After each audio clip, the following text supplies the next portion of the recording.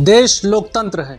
कहा जाता है जनता ही असली मालिक है, लेकिन सवाल ये है क्या मालिक सच में जाग रहा है या सिर्फ 1000-2000 रुपए में अपना भविष्य बेच रहा है।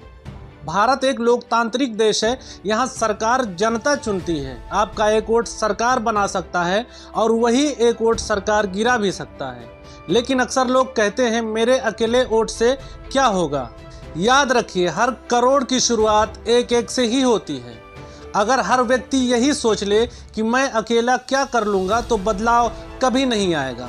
अगर सरकार के काम पसंद नहीं है, अगर बेरोजगारी, महंगाई, भ्रष्टाचार, शिक्षा और स्वास्थ्य की हालत से आप परेशान हैं तो डरिए मत। लोकतंत्र में सत्ता बदलने का सबसे बड़ा और शांतिपूर्ण हथियार वोट है।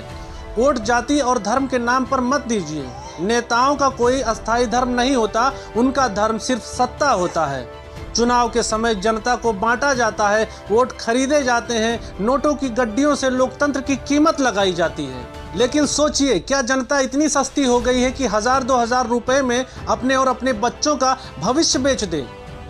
फिर वही लोग सरकारी अस्पतालों में लाइन में खड़े मिलते हैं, तहसील और कचहरी में जूते घिसते हैं, नौकरी के लिए दर दर भटकते हैं और 5 साल बाद फिर वही सवाल, देश में सुधार क्यों नहीं हो रहा। लोकतंत्र यूं ही नहीं मिला, इसके लिए लाखों लोगों ने कुर्बानियां दी। आज़ादी की लड़ाई लड़ी गई ताकि जनता खुद अपना भविष्य तय कर सके।